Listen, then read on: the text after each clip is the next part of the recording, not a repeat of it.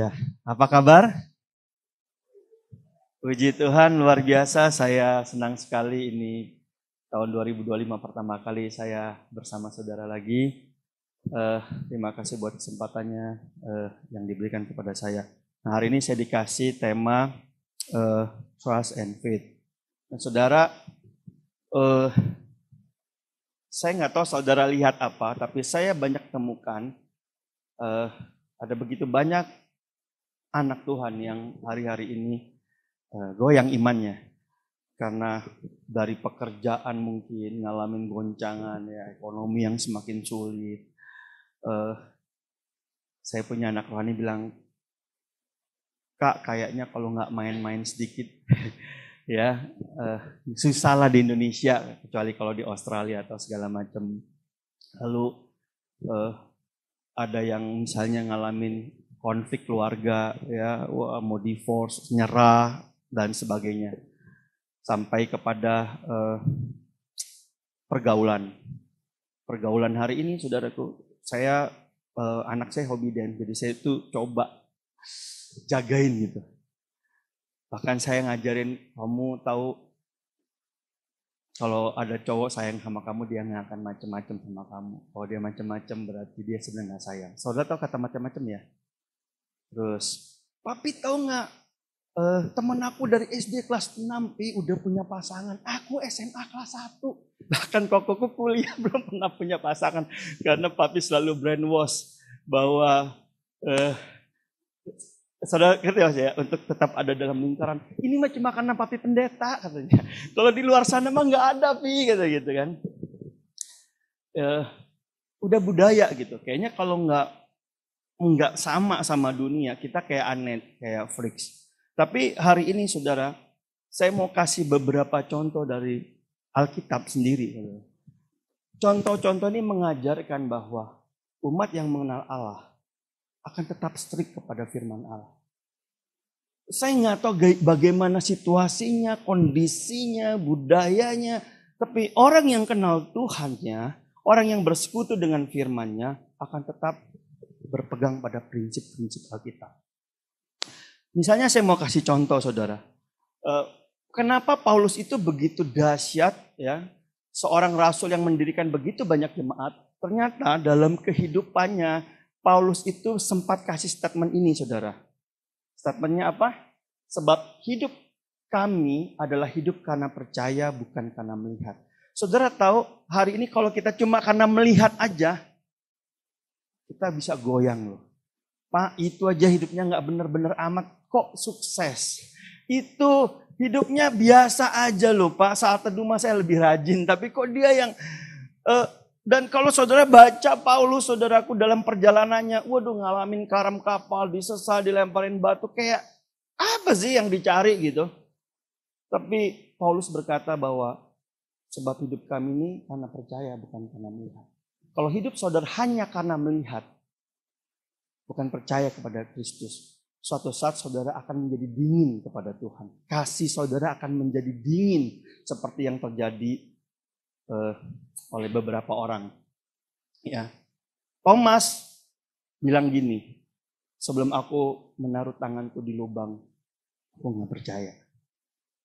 Waktu dia ketemu Yesus, Yesus bilang gini, Thomas, mari, mana ini lubangnya, mana tangannya, supaya kamu percaya. Thomas udah lihat di depan mata, dia baru percaya, tapi Yesus bilang gini saudara, kamu percaya karena kamu melihat, tapi berbahagialah orang yang tidak melihat namun percaya.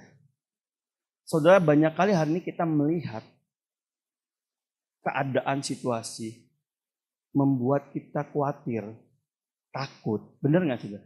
Ya, maksud saya khawatir dalam batas khawatir kita mewaspadai dan bersiap-siap itu bagus. Tapi kalau khawatir bikin kita nggak bisa tidur, saudara ngerti ya, jadi ingat apa-apa jadi negatif, anxiety. Wah, kekhawatiranmu sudah menjadi Tuhan buat hidupmu.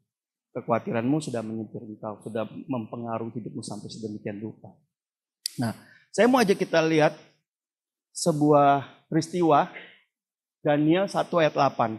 Daniel berketetapan untuk tidak menajiskan dirinya dengan santapan raja dan dengan anggur yang biasa diminum raja, dimintanyalah kepada pemimpin pegawai istana itu supaya tidak usah menajiskan dirinya. Nah saudara mesti lihat latar belakangnya dulu. Hari itu, kalau saya jadi Daniel, saya goyang saudara. Kenapa? Israel yang katanya bangsa pilihan Tuhan, hari itu harus keluar dari tanah perjanjian, masuk ke perbudakan, menjadi budak orang Babel. Kalah perang. Bahkan perkakas yang sangat disakralkan, dikuduskan, hari itu dibawa diangkut saudara. Hari itu bukan saja mereka miskin secara jasmani, miskin secara rohani, tapi mereka saudaraku nggak punya apa-apa. Indonesia boleh dijajah oleh Belanda sekian tahun oleh Jepang, tapi Indonesia kita dulu nenek moyang kita masih ada di Indonesia. Mereka dibawa saudara, nggak punya apa-apa, nggak punya pengharapan, nggak tahu mesti ngapain, nggak bisa melawan. Dan raja karena mereka punya skill, punya kepandaian, raja mau menghormati mereka dengan memberi makanan raja. Tapi ini orang saudara demi tidak menajiskan dirinya. Karena imamat bilang kamu nggak boleh makan ini dan ini. Demi menjaga kekudusannya. Dia kasih statement ini. Statement ini kalau raja tahu, wah lewat saudara dipenggal. Tapi ini yang Daniel lakukan. Sangat out of the box. Dan saya evaluasi diri saya. Kalau kita ada di posisi Daniel, Sadrak, Mesak, dan Abednego, apakah kita akan lakukan hal yang sama? Dan hari itu saudaraku, kepala penjaranya bilang gini, aku takut kalau tuanku yang telah menetapkan makanan dan minumanmu berpendapat bahwa kamu kelihatan kurang sehat. Sehingga aku yang akan dianggap bersalah. Kemudian berkatalah Daniel, yuk adakanlah percobaan dengan hamba-hambamu ini selama 10 hari. Dan biarkanlah kami diberikan sayur untuk dimakan dan air untuk diminum. Sesudah itu bandingkanlah perawakan kami dengan perawakan orang-orang muda yang makan dari santapan raja. Kemudian perlakukanlah hamba-hambamu ini sesuai dengan pendapatmu. Lalu dilakukan. Saudara, orang yang percaya sama Tuhan dan punya iman. Dia tahu waktu dia ada di dalam koridor prinsip firman Tuhan. Tuhan gak akan pernah tinggalkan. Saya gak kebayang saudara. Dia lebih memilih makan sayur sama air putih minumnya. Ketimbang all you can eat. Saudara bisa tahu all you can eat. Aduh saudaraku. Aduh panggang-panggangan itu ya kan. Harum ya. Walaupun haram tapi harum saudara ya. Wih. Itu minumannya mungkin wine, Coca-Cola dan segala macam. Tapi dia demi menjaga hidupnya kudus. Tetap berkenan kepada Tuhan. Say no. Dan dia bilang gini. Yuk uji 10 hari. Bisa waktu tahu ini saya malu loh saudara. Kita mau puasa.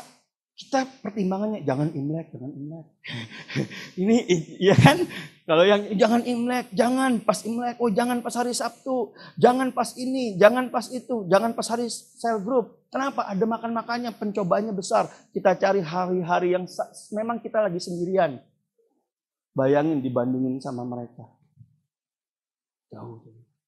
Dia ambil waktu ini. Karena dia mau jaga hidupnya. Ini bukan soal makanan sih. Ini soal ada anak Tuhan yang pegang prinsip.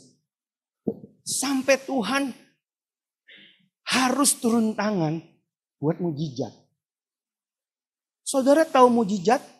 Mujizat itu terjadi bukan dalam kondisi biasa-biasa saudara.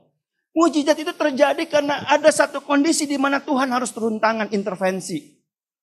Bayangin makan sayuran, minumnya air putih 10 hari. Dibandingin sama yang makan babi hong ya kan. Sate kan.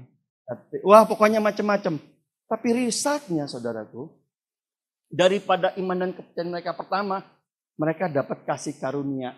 Dari pemimpin pegawai itu. Panjenengan lihat mereka gak tahu kenapa kayak seneng aja. Tertarik aja. Kayak percaya aja gitu. Itu anugerah loh saudara. Saudara tahu banyak orang, saudara kalau dalam dunia pekerjaan pengennya mah dekat sama pimpinan ya kan. Ngebayain kalau bisa ya agak sedikit caper-caper gimana lah gitu kan. Supaya dapat kedekatan. Tapi saya mau beritahu orang yang dekat dengan Allahnya. Kemanapun dia pergi, dia akan disukai oleh banyak orang. Ada grace, ada anugerah gitu. Nah, ini terjadi sama mereka, saudara. Pemimpinnya senang lihat mereka. Lalu, nggak cuma itu, perawakan mereka lebih baik dan lebih gemuk. Tapi kalau saya gemuk bukan karena makan sayur sama minum air putih, saudara ya. Tapi mereka ngalamin mujizat, saudaraku. Saya coba bayangin makanya daun singkong, daun pepaya, apalagi sayur sawi, apalagi. Dan lebih gemuk dibandingin yang makan all you can eat tadi itu, saudara. Anugerah. Dan gak cuma itu, saudaraku. Ayat berikutnya bilang gini, mereka lebih berpengetahuan, lebih berhikmat 10 kali dari orang-orang yang cerdas. Udah cerdas aja udah luar biasa ya. 10 kali. Anugerah. Mari saya kasih tahu ini. Firman Tuhan berkata, kamu adalah terang dunia. Kamu adalah garam dunia. Tuhan harus ciptakan situasi untuk saudara menjadi terang. Saudara nggak usah lakukan effort apapun. Saudara hidup dengan prinsip firman Tuhan. Saudara akan jadi terang dan garam. Apa yang membuat saudara berbeda dengan yang lain adalah keputusan-keputusan saudara di saat sulit. Betul ya? Keputusan saudara yang menentang budaya, yang menentang kebiasaan dunia. Karena firman menjadikan saudara terang dan garam. Saudara akan menjadi kelihatan menonjol dan memberi pengaruh. Ini yang terjadi dengan mereka, saudara. Tuhan bikin mereka 10 kali lebih cerdas dari orang cerdas. Kenapa? Karena mereka pegang prinsip. Nah, saya berdoa hari ini buat saudara. Hari ini saudara goyah. Mari balik. Toh kalau saudara pegang prinsip firman, saudara bukan orang yang pertama. Daniel, Sadra, Mesak, dan Abednego sudah memberi contoh. Amin. Ini case yang pertama. Yang berikutnya saudara tahu Daniel 3? Saya nggak akan cantumin karena saya akan bercerita aja. Raja bangun patung dari emas tinggi. Raja bertitah, kalau saudara dengar sangkakala, dengar suara riuh, semua harus sujud menyembah. Dan waktu itu dilakukan, saudara. Kedapatan ada 3 orang yang nggak menyembah. Raja pikir, coba panggil mereka. Siapa tahu mereka bengong. Siapa tahu mereka lagi banyak pergumulan, makanya sangkakala waktu bunyi mereka nggak dengar, budek. Siapa tahu mereka lagi sakit, nggak bisa berlutut. Coba dipanggil. Nah waktu 3 orang dipanggil, saudara. Waktu saya baca, saudaraku, ini mah nantangin. Raja nanya, kenapa kamu nggak menyembah? Lalu mereka berjawab, tidak ada gunanya kami memberi jawaban kepada Tuanku. Jika Allah yang kami puja sanggup melepaskan kami, Ia akan melepaskan kami dari perapian yang menyala-nyala. Dan dari tangan Tuhan, dari tanganmu ya Raja. Tetapi seandainya tidak, hendaklah Tuanku mengetahui. Kami tidak akan memuja dewa Tuanku dan tidak akan menyembah patung yang Tuanku dirikan itu. Maksud saya agak sok dikit lah. Raja maaf, kaki kemarin keseleo, nggak bisa ketekuk. Ya, kasih soft dikit, ini nggak strict.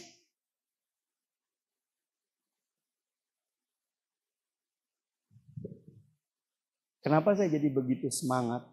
Saya begitu antusias. Karena ada banyak orang, saudaraku. Pagi-pagi suruh saya teduh, susahnya minta ampun. Di tempat saya, sini mah enggak. Tapi kalau ngurusin kerjaan, di mau jam 12 malam kalau bunyi ada kerjain dulu. Pagi, siang, malam. Bahkan yang lebih sedih lagi bangun tidur bukannya baca Alkitab, lihat reels. Loh, zaman sekarang berhalanya real saudara. Bukan patung emas. Kita mah begitu ngeliat patung emas, berhala. Tapi saudara ngeliat real ya. Gambar-gambar ya yang wanita-wanita miskin. Ya ampun. Masya Allah. Ya Tuhan. Ya habis. Ya. Itu berhalanya kita hari ini. Itu sebabnya kenapa kita tidak pernah efektif dalam pekerjaan. Kita tidak pernah tajam dalam pemikiran. Karena pikiran kita dipenuhi dengan hal-hal duniawi. Yang kita konsumsi itu hal-hal duniawi. Banyak loh saudara. Orang hobi banget nonton drama Korea. Jam doa bisa digeser. Udahlah, Tuhan gak kemana-mana ini. Tapi kan ini lagi seru gitu. Udah jadi berhala buat hidup. Itu sebabnya gak heran kekristenan kita menjadi begitu dingin. Gak ada kasih yang lahir dari hati kita. Kita boro-boro ngomong di depan raja begini. Ada masalah dikit, asam lambung naik. Kenapa? Karena kita gak pegang pada prinsip ini. Saudara kalau baca berikutnya saudara. Result dari ketegasan mereka terhadap prinsip ini. Resultnya apa? Ada dua aja. Yang pertama, Allah dipermuliakan. Raja yang mau bunuh mereka, saudaraku. Raja ini bilang, di seluruh daerah yang aku kuasai, kalau ada yang berani menghina, dibunuh. Menghina Allahnya Sadrak, Mesak, dan Abednego, aku bunuh. Dan Sadrak, Mesak, dan Abednego dikasih jabatan yang tinggi, saudara. Result dari mereka pegang prinsip. Terus saudara ngomong gini, tapi Pak mana mungkin, tapi Pak. Ya nggak usah tapi, makanya saudara nggak kemana-mana, tetap di posisi itu bahkan turun.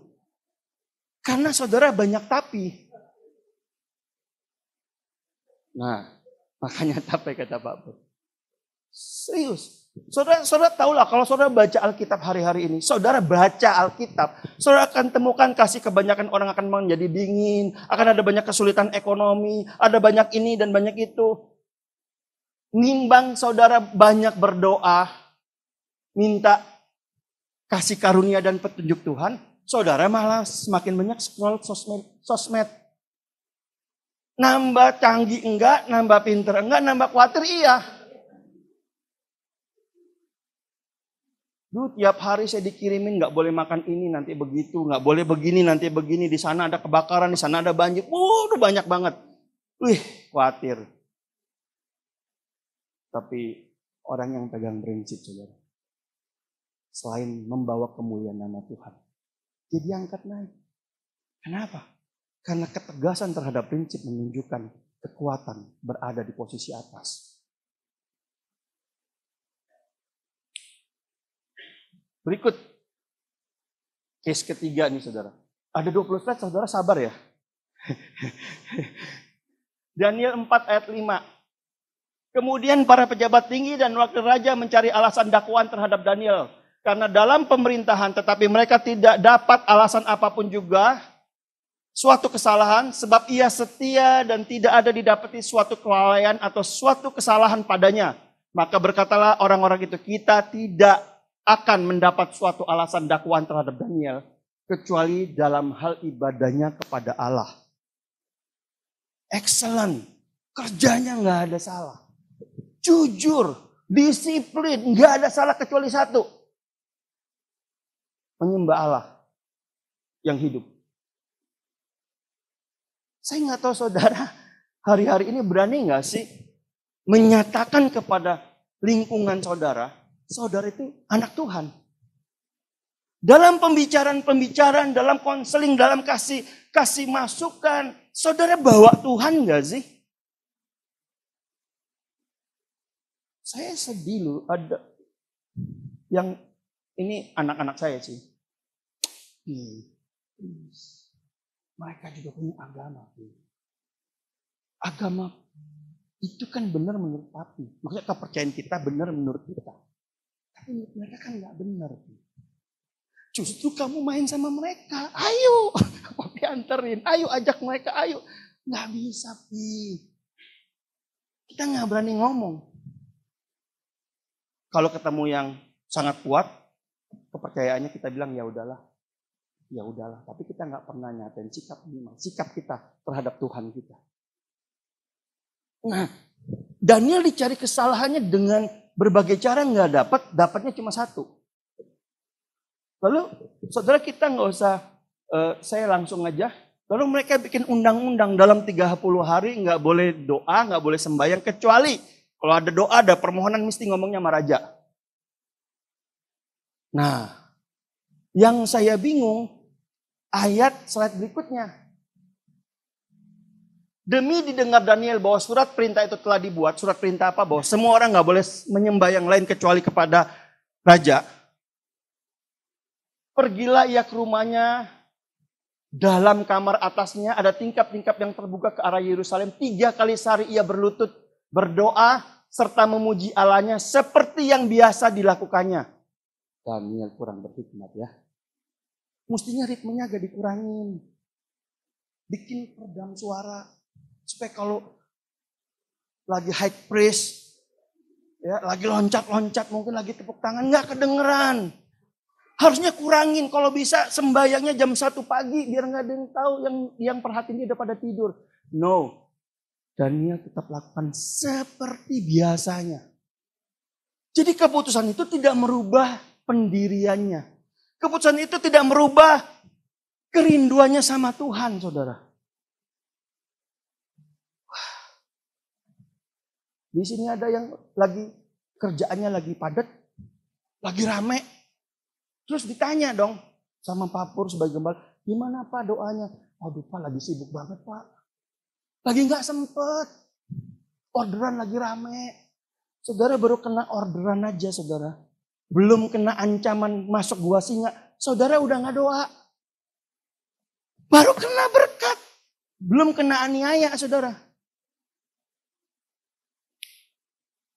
Itu sebabnya saudaraku. Yuk. Kita hari ini refleksi. Ayatnya bilang ini saudara. Lalu orang-orang itu bergegas-gegas masuk dan mendapati Daniel sedang berdoa dan mohon kepada Allahnya. Nah, ayat berikutnya saya berharap orang-orang ini waktu melihat Daniel lagi doa, lagi sembahyang tiba-tiba dijamah, nggak jadi nangkep. Ya kan, saya berharap, oh yaudahlah, emang dia pendiriannya nggak bisa dirubah, dia menyembah Allah, Yahweh, yaudahlah nggak usah. Enggak saudara, tetap masuk gua singa. Raja mau nolong nggak bisa. Tetap nggak ada orang yang bisa nolong. Saudara, kalau saudara sedang dimasukkan Tuhan ke dalam proses, nggak ada. Pertolongan hanya di dalam Tuhan, nggak ada saudara. Dan dahsyatnya ini raja saudaraku sampai ikut puasa. Supaya Daniel bisa lolos. Pagi-pagi sekali ketika fajar menyingsing bangunlah raja dan pergi dengan buru-buru ke gua singa. Dan ketika ia sampai dekat gua singa, berserulah ia kepada Daniel dengan suara yang sayu. Berkatalah ia kepada Daniel, Daniel hamba Allah yang hidup. Allahmu yang kau sembah dengan tekun. Telah sanggupkah ia melepaskan engkau dari singa-singa itu? Lalu kata Daniel kepada raja, ya raja, kekalah hidupmu. Allahku telah mengutus malaikatnya untuk mengatupkan mulut singa-singa itu sehingga mereka tidak mengapa-ngapakan aku. Karena ternyata aku tidak bersalah.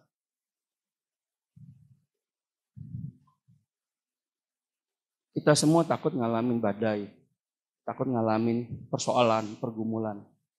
Tapi tahukah saudara, seringkali badai dan pergumulan itu alat Tuhan untuk mempromosikan saudara. Untuk memperlihatkan kepada orang-orang. Bagaimana orang yang pegang prinsip. Orang yang mendirikan rumah di atas batu karang. Dan orang yang mendirikan rumah di atas pasir. Tuhan gak tertarik kalau kita cuma datang ke ibadah doang saudara. Tapi dalam kenyataan kehidupan kita gak praktekin prinsip-prinsip firman. Tuhan gak tertarik. Tuhan tuh bukan orang yang gini saudaraku. Kalau manusia kita datang kita puji dia gitu. Pak keren Pak hari ini. Jasnya bagus, sepatunya bagus Pak, wih seneng saudara. Tuhan enggak, Tuhan lihat ke dalam hati. Tuhan lihat tindakan kita sama Tuhan kayak apa. Tuhan gak bisa dimanipulir, gak bisa. Waktu Daniel pegang, Tuhan izinkan dia sampai masuk. Hari itu dia tidur malam sama singa. Tapi singanya diet semua, saudara. Gak ada yang makan dia, gak ada segala macam. Kenapa? Karena Tuhan jaga hidupnya. Ayatnya keren banget, dia bilang, maka ditariklah Daniel dari gua itu dan tidak terdapat luka apa-apa padanya. Karena ia percaya kepada Allahnya. Wow. Pagi ini saya mau ngomong, ayo percaya sama Tuhan. Saudara lagi ngalamin pergumulan apa? Sakit, penyakit, apapun. Percaya sama Tuhan. Kalau udah waktunya saudara fellowship sama Bapa di surga. Mau dokter secanggih apapun, nggak bisa nolong. Bener gak sih? Jangan gini loh. Kalau saudara ada apa-apa kayak Tuhan kalah. Ya akhirnya dia meninggal juga. Kalah Tuhan, padahal kita berdoa ya. Padahal Tuhan izinkan dia berpulang karena tugasnya udah selesai. Nah waktu kita ngomong gitu, tahukah saudara kita ini masih eksis, kenapa sih? Karena ada rencana Tuhan yang belum terjadi, belum digenapi, yang harus kita kerjain. Saudara. Bukan apa-apa. Jadi kalau kita punya prinsip ini, kita akan pegang prinsip dan kita nggak takut. Apapun. Masa nggak ada takut? Ya takut. Takut, tapi takutnya itu gini loh. Saya takut, Daud bilang aku takut, dan ketika aku takut, aku percaya. Tuhan akan tolong. Nah, ayatnya bilang karena ia percaya kepada Allah. Tuhan ngalamin apa hari ini? Yuk taruh kepercayaan kepada Allah. Nah, berikutnya menarik saudara. Nama Tuhan apa yang terjadi lewat kasus ini? Nama Tuhan dimuliakan dan Daniel mendapat posisi tinggi di zaman pemerintahan Darius. Tinggi. Orang keduanya lah. Kenapa? Pegang prinsip. Yuk pegang prinsip. Prinsip firman.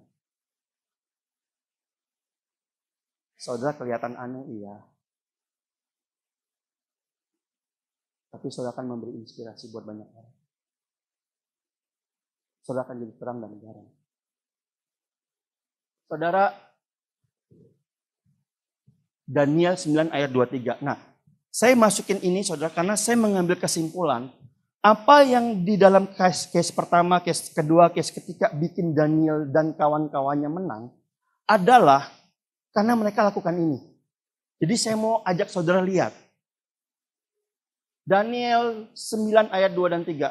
Pada tahun pertama kerajaan itu aku, Daniel, memperhatikan dalam kumpulan kitab jumlah tahun yang menurut firman Tuhan kepada Nabi Yeremia akan berlaku atas timbunan puing Yerusalem. Ya ini 70 tahun. Lalu aku mengarahkan mukaku kepada Tuhan Allah. Berdoa, mohon sambil berpuasa dan mengenakan kain tabung serta abu. Kenapa saya ambil ini sebagai poin penting?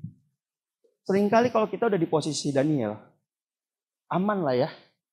Ya firman Tuhan kita bacalah. Supaya kalau disuruh sharing bisa.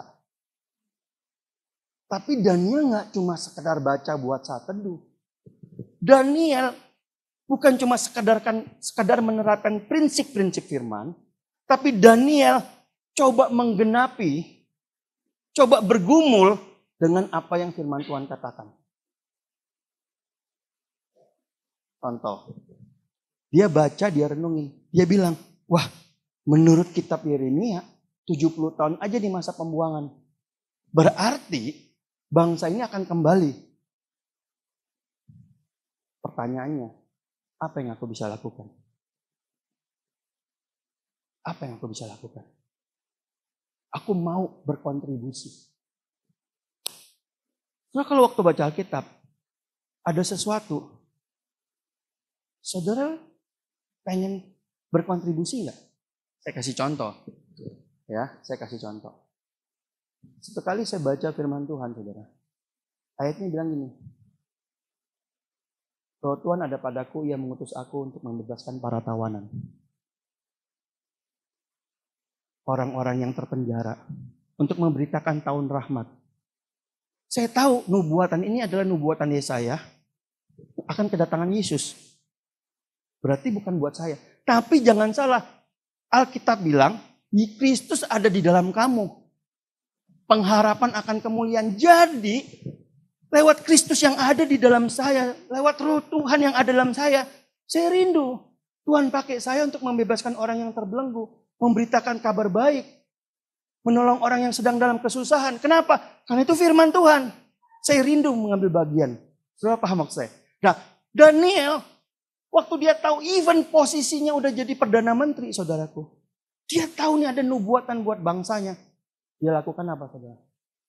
Berdoa, mohon, berpuasa, mengenakan kain tabung serta abu. Karena Daniel mau kejar purpose. Hal-hal yang sudah Tuhan planning dalam hidup ini. Saudara tahu semua kita ada dalam rencana Tuhan. Tapi seringkali kita hanya bersinggungan dengan apa yang penting buat kita. Apa yang penting buat Tuhan, yaitu Tuhanlah, masa kita ikut campur. Padahal Tuhan mau pakai kita untuk menggenapi setiap rencananya, saudara. Nah, Daniel lakukan ini, saudara.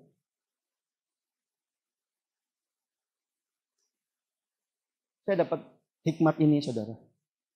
Mereka yang punya iman dan percaya kepada Tuhan tidak akan hanya berjuang untuk setiap pergumulan, masalah yang dihadapi, tetapi juga untuk apa yang firman Tuhan katakan.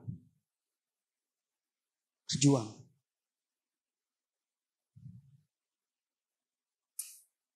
Saudara pikir kenapa di tempat ini ada support untuk anak-anak yang gak mampu? Karena kita mau jadi jawaban bagi mereka yang gak mampu, saudara. Karena Tuhan ada dalam kita. Betul ya?